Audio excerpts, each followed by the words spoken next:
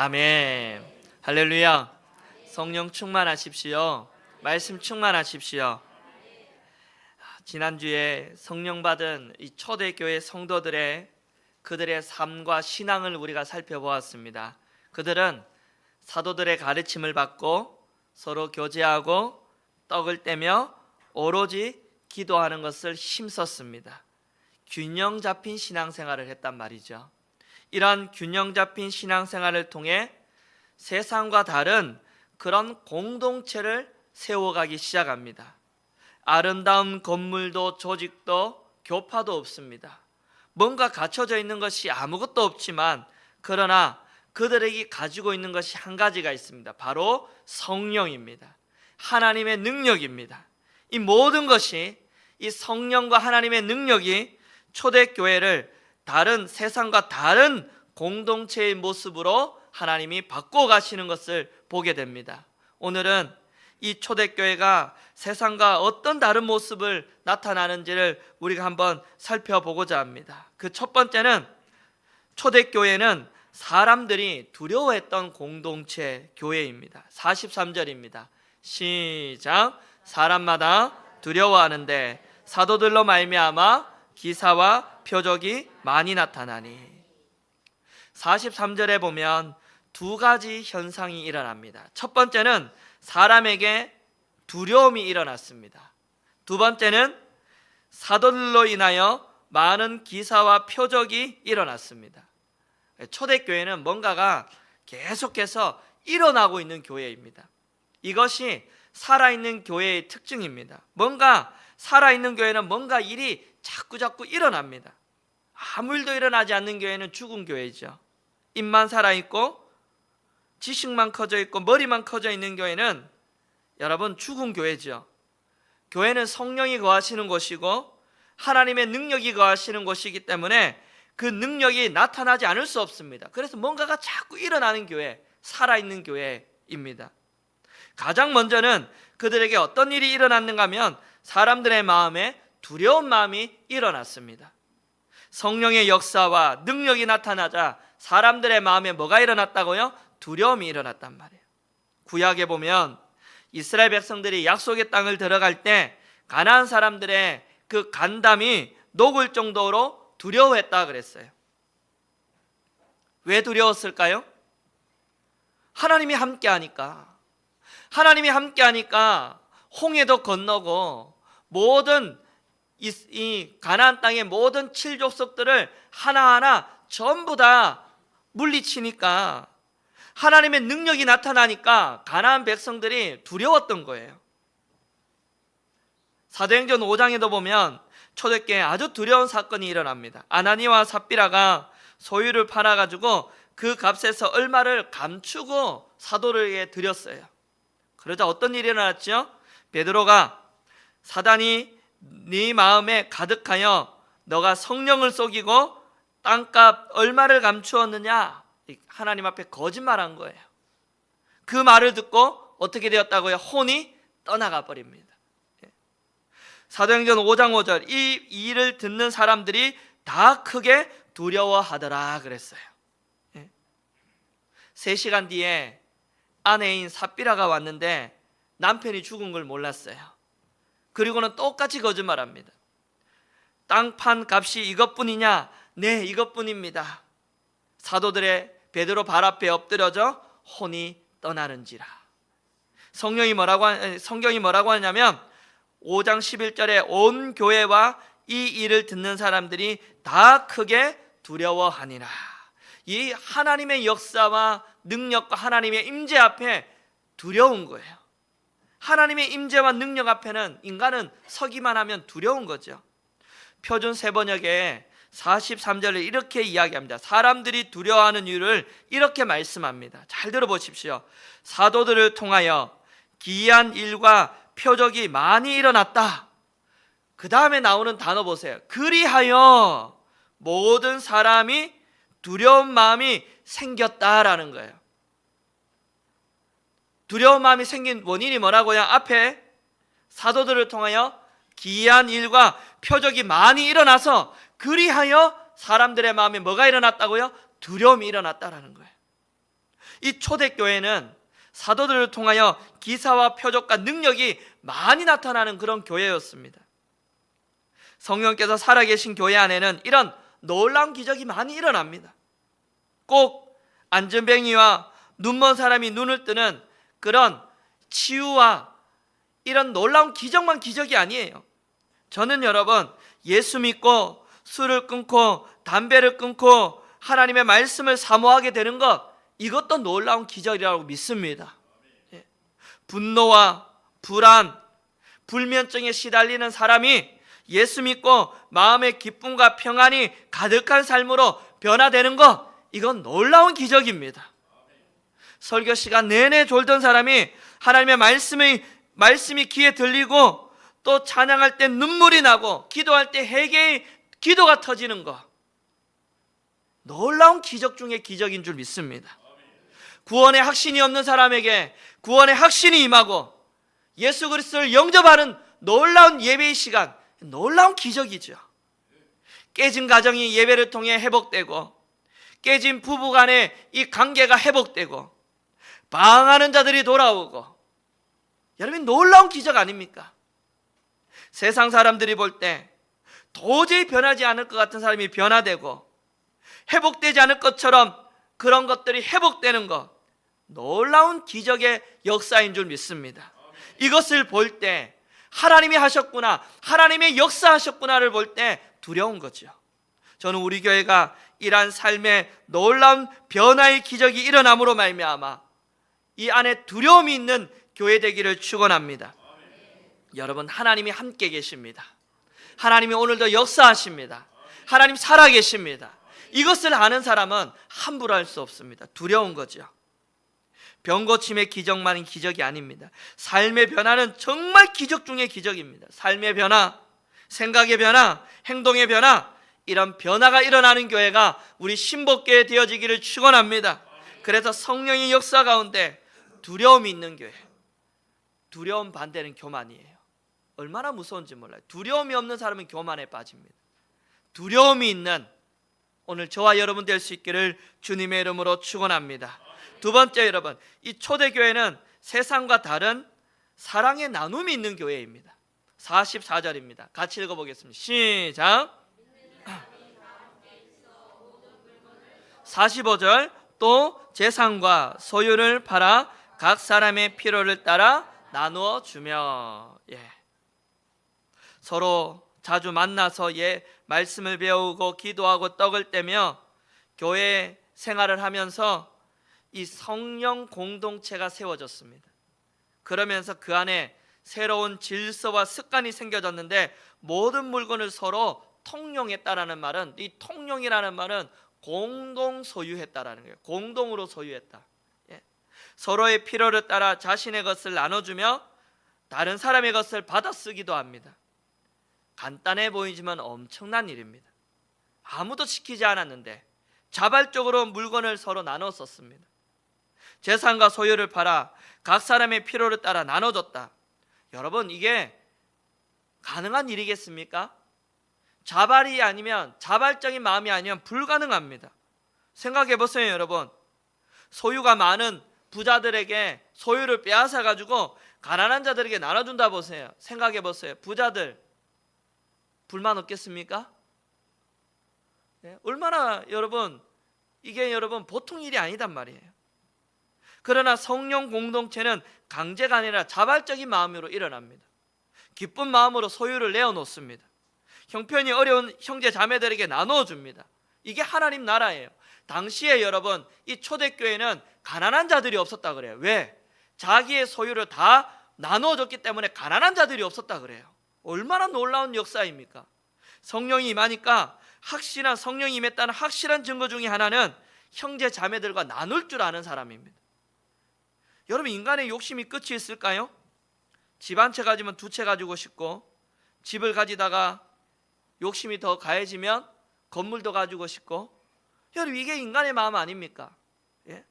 주님은, 예수님이 뭐라 그랬어요? 너희가 하나님과 재물을 모하지 못한다고요? 겸하여 섬기지 못한다 그랬잖아요.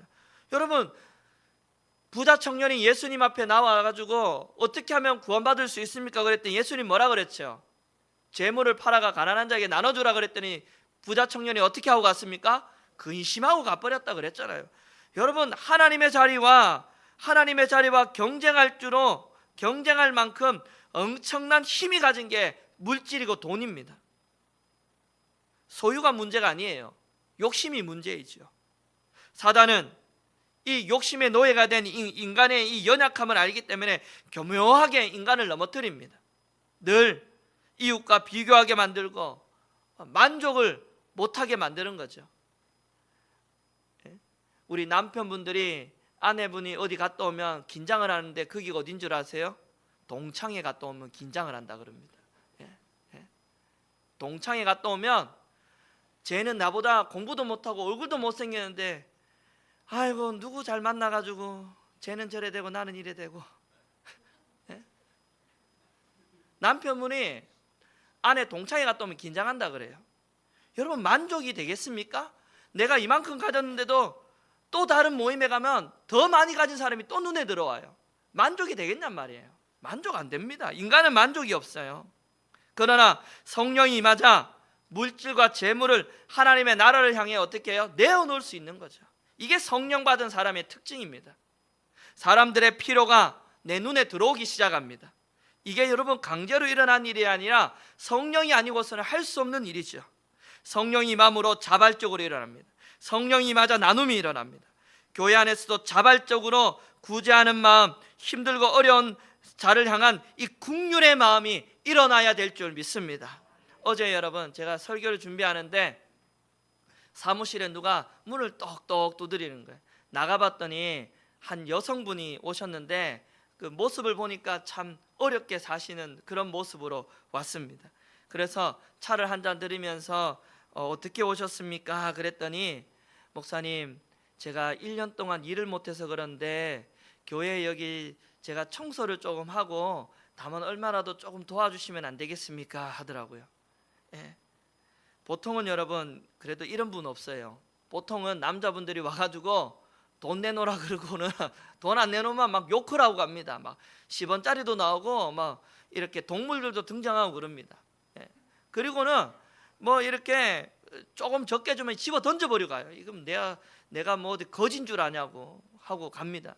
아직 배가 덜 부른 거죠. 예. 그렇게 하고 가는데 이분은 그래도 참 양심이 있는지 청소하고 이렇게 조금 정말 너무 어려운데 받아갔으면 좋겠다고 얘기하길래 제가 그냥 사무실에 제가 가진 돈 얼마 그냥 많이도 아닙니다. 조금 드렸습니다. 그랬더니 고맙습니다 하고 가더라고요. 그런데 제 마음에 그런 마음이 생겼어요. 우리가 하나님 앞에 예물을 드리고 헌금을 드리는 목적이 뭐냐 말이죠. 결국은 진짜 힘들고 어려운 사람이 오면 정말 술 먹으러 오는 사람은 드릴 수 없겠지만 진짜 힘들고 어려운 사람 오면 구제하고 돕는 게 여러분 교회의 본질 아니겠습니까? 예?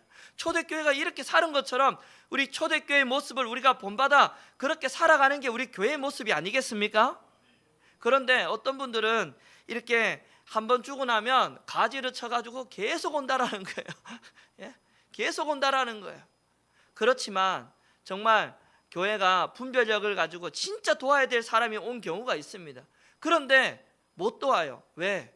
여러분 우리가 준비가 안 돼 있으니까 못 돕는 거예요. 그러나 여러분 우리가 정말로 구제도 하고 진짜 어려운 이웃들을 돌보는 것이 우리 교회가 세워진 존재의 목적이고 하나님이 진짜 기뻐하는 일이라고 저는 믿습니다. 교회가 이렇게 많은데 어려운 사람이 있다라는 것은 이 초대교회와 비교해 볼 때 이 교회의 정말 어려움이 교회의 문제가 아닌가 봅니다. 정말 우리 교회가 힘들고 어려운 자를 위하여 늘 구제하고 애쓰고 나누는 것이 하나님 나라에 갔을 때 하나님 앞에 기뻐하는 일이고 칭찬 듣는 일이라고 확신합니다. 그래서 우리 교회가 구제하는 교회, 긍휼히 여기는 마음이 많은 교회, 사랑이 있는 교회, 나눔이 있는 교회, 이런 교회가 되기를 주님의 이름으로 간절히 축원합니다. 세 번째는 초대교회는 다른 세상의 공동체와 달리 날마다 모이게 힘쓴 교회입니다. 46절입니다. 46절 시작.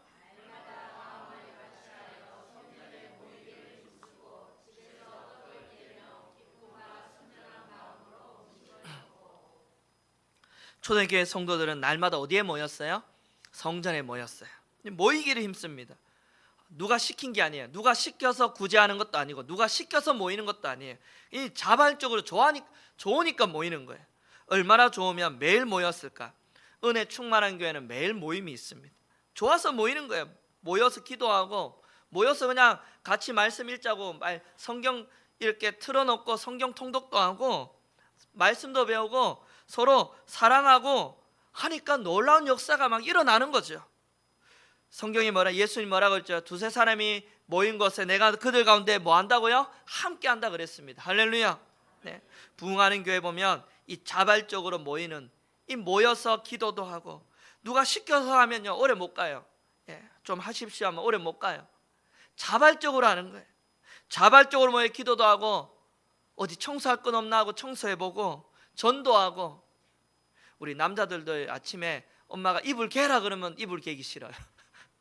그런데 여러분 자발적으로는 얼마든지 하고 싶어요. 자발적인 마음이에요. 누가 하라 그런다고 하는 게 신앙생활 아니잖아요. 은혜 받았으면 자발적으로 일어나는 게 신앙 아니겠습니까? 참 믿음 아니겠습니까? 할렐루야. 참 믿음은 그런 것입니다. 진짜 믿음은 그런 것이죠. 자발적인 마음이죠. 그런데 여기 성경을 자세히 보세요. 특별히 모임 가운데 특별히 어떤 모임인지 하면 집에서 떡을 떼며 식탁 교제가 있었다라는 거예요. 집에서 떡을 뗐다. 그런데 어떤 마음으로 떡을 뗐어요? 기쁨과 순전한 마음으로 떡을 뗐다라는 거예요. 42절에는 이 성만찬과는 달리 함께 식사하는 교제, 식탁의 교제가 일어났다라는 거죠. 그러니까 자기 집을 오픈하고 열고는 음식도 나누고 또 간증도 나누면서 기뻐하고 즐거워했다라는 거예요. 중요한 거는 여기 보니까 기쁜 마음으로 했다라는 거예요. 기쁜 마음. 이 기쁜 마음이 중요합니다. 뭘 하더라도 기쁘게 해야 돼요. 식사를 함께 나누는 것은 사람과 사람 사이에 관계를 아주 든든하게 합니다. 그리고 이 긴장된 관계를 풀죠. 은혜를 체험한 사람들끼리 식사를 하다 보면 이 하나님이 주신 기쁨과 이 감동이 있습니다. 예전에 보니까 우리 권사님들이 옛날에는 목장 모임을 집집마다 돌아가면서 집에서 밥도 해먹고 차도 마시면서 그렇게 아주 가족 공동체처럼 잘했다고 들었죠. 오늘날 현대인들은 참 바쁘니까 그런 게 너무 어려워요. 목장별로 모이려면, 오늘 우리 집 청소하려면 일주일 내내 열심히 일하다가 이 집 청소하는 것도 보통 일이 아니고, 뭔가 이 밥을 준비한다, 뭔가를 준비한다라는 것이 너무나 어려워서 교제가 점점 끊어집니다. 그러나 지난번에 보니까 어떤 목장은 어디 이렇게 놀러도 가기도 하고 단풍 구경도 가고 나들이도 가는데 참 너무 좋은 모습이에요. 여러분 많이 가세요. 여러분 1, 2, 3, 4, 5, 6 목장 여기 보면 이렇게 명단도 다 적어놨는데 많이 가십시오. 여러분 목장별로 놀러 많이 가십시오. 밥도 많이 드십시오. 풍성한 교제 안에 기쁨과 여러분 은혜가 넘칠 줄 믿습니다. 순전한 마음으로 밥을 드십시오. 이 순전한 마음이 뭘까요? 순전하다. 한번 따라할까요? 진실하다. 진실하다. 이 말은 가면을 벗다라는 거죠. 가면을 벗고 가식 없이 진실하고 정직하게 대하는 거예요. 참 어떤 사람을 만나고 나면요 다시는 만나기 싫어요. 그 사람이 어떤 사람인 줄 아세요? 가식적인 사람이에요.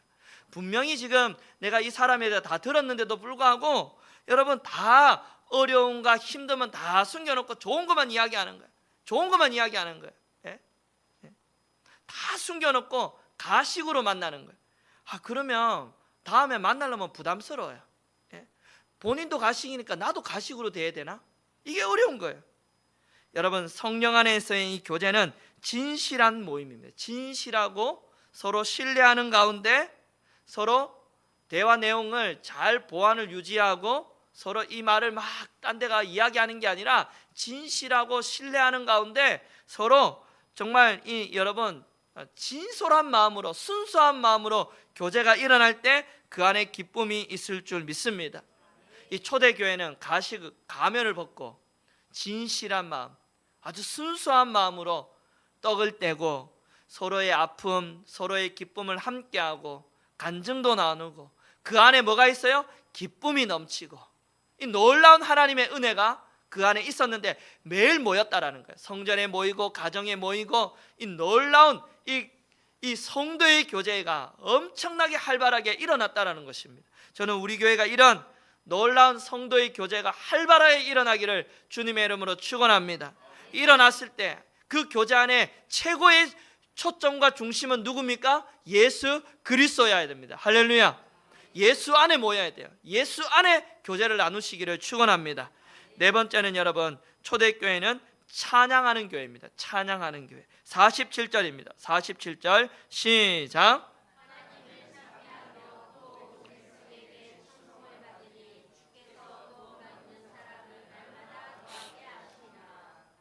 이 찬미라는 말은 찬송가, 복음성가와 같은 기독교 음악을 이야기하는 게 아닙니다.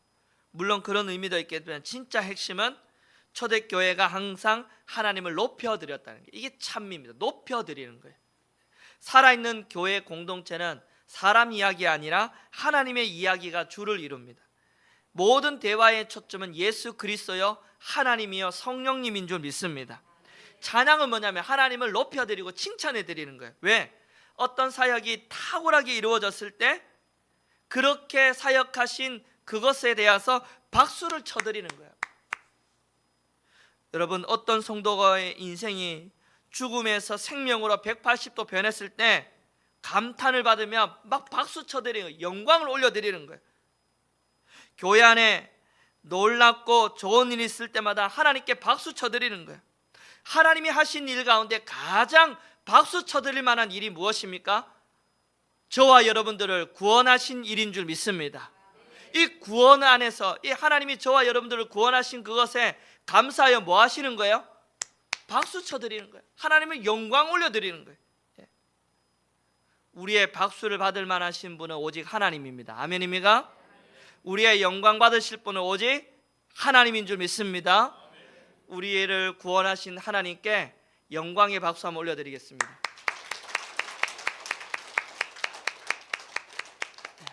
하나님만이 영광 받으시고 하나님만이 박수 받으실 분이에요. 사람이 박수 받는 자리 아니에요. 우리를 구원하신 그 은혜에 감사해서 하나님께 박수 쳐도 올려드리는 거예요. 감사와 영광을 올려드리는 거죠. 왜요? 우리를 구원하셨기 때문입니다. 영광을 올려드리는 교회, 초대교회는 하나님께 박수를 올려드리는 교회였다라는 거예요.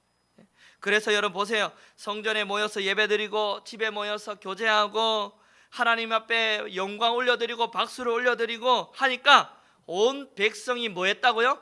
칭송, 온 백성에게 칭송을 받았다. 이 칭송이라는 말은 호감을 샀다. 세상 사람들이 교회의 모임을 좋게 생각하며 호감을 가지고 우러러봤다라는 뜻입니다. 왜요? 교회는 세상과 다르거든요. 그 안에는 보니까 기적과 역사와 두려움이 있거든요. 진실한 사랑의 나눔이 있거든요. 재물과 재산과 물질을 팔아가지고 필요에 따라 나눠주는 사랑이 넘치거든요. 그 안에 모임을 보니까 하나님께 영광 돌리고 너무나 진실한 모임이고 기쁨이 있고 너무나 순수한 모임이거든요. 세상과 교회가 너무 다르거든요. 그러니까 사람들이 볼 때 이것이 호감을 샀고 교회를 우러러보기 시작했다라는 겁니다. 여러분, 이러한 세상이 교회를 우러러보면 어떤 일이 일어날까요? 그 다음 한번 보세요. 주께서 시작. 주께서 세상이 교회를 우러러보면요 저런 일이 일어납니다. 전도의 문이 열리고 구원받는 사람이 날마다 하나님이 더하게 하시는 부흥이 일어날 줄 믿습니다. 그런데 여러분 저기 47절을 잘 보셔야 돼요. 그럼 부흥은 누가 주시냐 말이에요. 칭송을 받으니 그 다음 단어 보세요. 부흥은 누가 주셔요? 주께서. 부흥은 누가 주신다고요? 주님이 가져다 주시는 거예요. 중요한 건 여러분, 우리가 질적인 이 성장, 이 질적인 성장이에요. 우리 안에 이 질적인 성장이 일어나면 양적인 성장은 따라오게 되어 있는 줄 믿습니다. 성도들이 말씀을 배우고 변화되어서 말씀 안에서 교제하고 사랑을 나누고 이런 것들을 실천하면 세상은요 우리를 보고 호감을 가지고 놀라고요 우러러봅니다. 그러면 자연스럽게 나타나는 현상은 부흥이요 구원받는 사람을 하나님이 보내주시는 줄 믿습니다. 저는 여러분 날마다 더하게 하시니라, 이 단어가 너무너무 좋아요. 너무너무 흥분됩니다. 할렐루야. 날마다 더하게 하시니라, 얼마나 흥분됩니까? 이번 주도 다음 주도 날마다 하나님이 더하게 하신다 생각하면 얼마나 흥분이 됩니까? 성령이 임하는 교회, 성령 공동체의 특별한 현상 가운데 하나는 폭발적인 성도의 이 구원의 이 폭발적인 전도인 줄 믿습니다. 교회가 질적으로 성장하면 양적 성장은 반드시 자연스럽게 일어나죠. 성령 받은 교회는 성령의 감동과 기쁨과 영성이 넘칩니다. 자연스러운 부흥이 일어나게 되어 있습니다. 저는 우리 교회가 여러분, 우리만 모여서 하나님 예배하고 하나님께 영광 돌리는 그런 교회가 아니라 정말 주변 사람들에게 칭송받는 교회가 되었으면 좋겠습니다. 우리 교회를 보고 호감을 가지고 저 교회 한번 가봐야 되겠다, 우리 신복교회를 우러러보는 그런 칭송받는 교회가 되었으면 좋겠습니다. 그러려면 세상과 달라야 돼요. 세상과 똑같으면 우러러보겠습니까? 세상이나 우리 교회나 똑같으면 거기도 사랑이 없고 우리도 사랑이 없고, 저기도 구제가 없고 우리도 구제가 없고, 아무것도 없다면, 세상과 똑같다면 누가 우리 교회를 보고 우러를 보고, 누가 우리 교회를 보고 호감을 가지겠습니까? 세상에서 볼 수 없는 모습이 오늘 교회 안에 일어나야 될 줄 믿습니다. 어디에도 없는 두려움, 여기 안에 하나님 살아계심에 대한 두려움, 경외함. 세상은 싸우지만 교회는 사랑으로 나누고 덮어주고 필요에 따라 나눠주고 구제하고 도와주는 그 사랑이 우리 교회 안에 넘쳐 흘러야 될 줄 믿습니다. 세상은 자기 것만 압니다. 자기 것 챙길 줄만 알죠. 챙겨줄 줄 모릅니다. 나눠줄 줄 모르죠. 그러나 교회는 나눌 줄 아는 교회, 하나님 중심으로 헌신하고 희생할 줄 아는 교회, 우리의 교제의 모습이 너무나 진실한 모임, 가식이 없고 가면을 벗어버리고, 이런 모임에 그들이 온다면 참여하고 싶지 않겠습니까? 예? 예전에 교회 안에 우리 청년들끼리 이렇게 막 교제가 잘 하고 있으니까 예수 안 믿는 우리 청년이 예수 안 믿는 청년이 그래요. 어떻게 너희들은 술도 없이 그렇게 밤새도록 이야기하고 교제 나눌 수 있냐고. 저는 그게 성령의 능력이라고 저는 믿습니다. 성령의 능력이 있으면 우리의 모임이 너무너무 기쁜 거예요. 너무너무 순수하고 너무너무 여러분 하나님 나라를 바라보고, 이러한 세상이 우러러보는 교회, 칭송받는 교회가 신복교회 되어지기를 축원합니다. 저는 여러분 우리 교회가 세상과 다른 아름다운 공동체 세워가기를 축원합니다. 아름다운 공동체, 세상이 세상과 다른 공동체, 뭔가 다르구나, 우리 신복교회 뭔가 다르구나, 오기만 하면 호감을 가지는 교회, 정말 우러러보는 교회, 그런 아름다운 공동체로 세워져서 저는 날마다 더하게 하시는 정말 이 흥분되는 그런 신복교회 되어지기를 주님의 이름으로 축원합니다. 날마다 구원받는 백성이 늘어나는 교회, 그래서 이 자리가 차고 넘치고, 오늘 1부 예배, 2부 예배를 이렇게 드렸는데 1부 예배도 넘쳐나고 2부 예배도 넘쳐남으로 말미암아 정말 우리가 드린 이 헌금과 우리가 드린 이 예물을 통하여 구제하고 사랑 나누고, 또 정말 이웃 어려운 교회에 선교 보내고 헌금 보내며 정말 함께 아름다운 모습으로 세워가는 신복교회 되어지기를 주님의 이름으로 간절히 축원합니다. 할렐루야.